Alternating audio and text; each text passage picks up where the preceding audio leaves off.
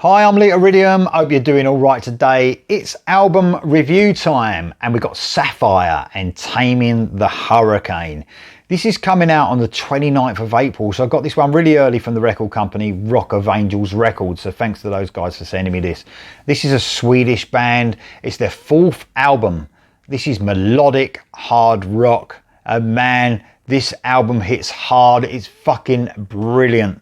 This has epic soundscapes throughout. It's stuck in that sort of classic rock metal feel. If you want to compare the band to other bands, I would say classic Rainbow with Ronnie James Dio, Jorn Londe, bit of White Snake, classic White Snake as well. This was produced by Victor Olsson and also mixed by him and another guy called Thomas Johansson. They do a great job on this album.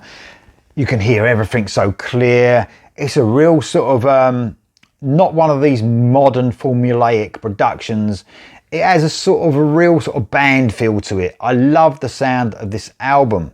This is a great album, guys. I mean, a lot of the bands that I've mentioned, yes, you know, there's influences from them, but they are a band on their own. I always try to, you know, mention influences just to let you guys know a little bit of what to expect.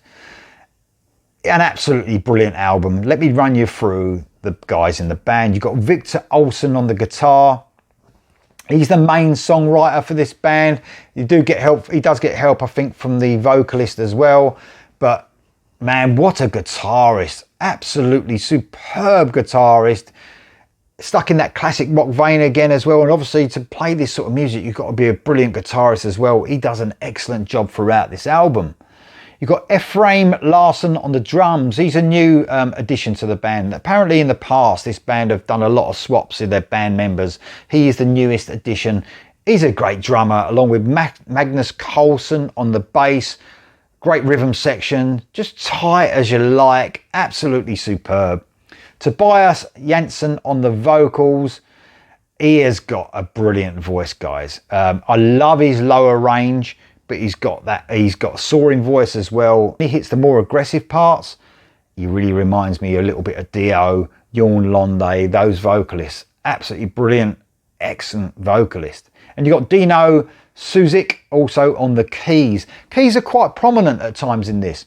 More in the sort of Hammond organ vein, you know, like the classic rock sort of keys.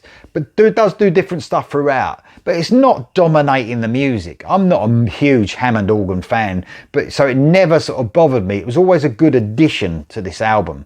It wasn't like, oh, that Hammond organ gets on my nerves a bit. You know, it's not like listening to Deep Purple where it's almost overtaking the guitar. It's there, but it's not. This is a guitar album, you know, but with good, great keys included. Let me run you through my favourite songs on the album. I'm blown away by this album, guys. You're going to love it. So you got Triumph of the Will is the first song. A brilliant mixture of traditional metal with some little bit of modern touches, I'd say, with in and out galloping rhythms, synth touches and a huge uplifting chorus. There is touches of 70s and 80s and a little bit of modern rock and metal here. I love the opening track. The next track is Mr. Justified. I love the more aggressive touches the vocalist delivers here in parts of this track. This has more of those 70s touches for me, but also gives the feeling of the brilliant Jorn Londe for me as well. Such a catchy chorus as well. A real headbanger for sure. The Rapture is the next song I want to talk about. Excellent aggressive vocal delivery again over a great mid-paced metal track. When I say aggressive, I don't mean it's like, you know, extreme vocals or anything. I mean when Dio used to get aggressive, you know, when Jorn Londe gets aggressive, it's that sort of vocals we're talking about. The keys give me sort of strong Ronnie James Dio era Rainbow vibes. In fact, the track has that feel altogether of those vibes. Next track I want to talk about is Read Between the Lies. Another brilliant epic sounding galloping track. The gallop is brilliant throughout this album. The band really honing on their classic metal vibes here. We get a Hammond organ solo here and then it swaps with the guitar just to cement their obvious classic rock and metal influence. The next track I want to talk about is Silver Eyes. This is another great track, a huge sounding song that has the elements of what we've had previously on this album, including a great little folky instrumental section 2/3 in, reminding me a little of Modern Maiden. The next track I want to talk about is Fortune Favours the Bold. Man, this is an excellent track. All I can say is wow. After a real short intro where you think we're going to get a ballad, and then the Dio-esque vocals sort of kick in an almost last in line bit, you know, when it comes in heavy in last in line style. And then we had my favourite riff kick in on the whole album, and a brilliant heavy sort of AOR track almost. Amazing stuff. And the last track I want to talk about is Flight of a Thousand Wings. This is the last track on the album. It's a ballad, the only ballad on the album. This song is about the guitarist's late grandfather, actually. So it's a beautiful track that's sort of led by an acoustic guitar. There's sort of electric guitar melodies coming in and out with some piano touches as well. Gives me slight Scorpions vibes, I would say. Singer showing great restraint and control throughout this track.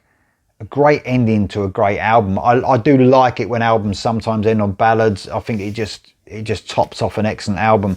So this is really recommended, guys. So you're going to love this, guys. If you like your classic rock and metal, you know, that sort of brilliant sort of late 70s, early 80s sort of style, you're going to love this album. Highly recommended from me, guys. This is Saffire, Taming the Hurricane. It's coming out on 29th of April, Rock of Angels Records. They're from Sweden. Their 4th album. Highly recommended. Let me know what you think in the comments below, guys, and I'll see you next time.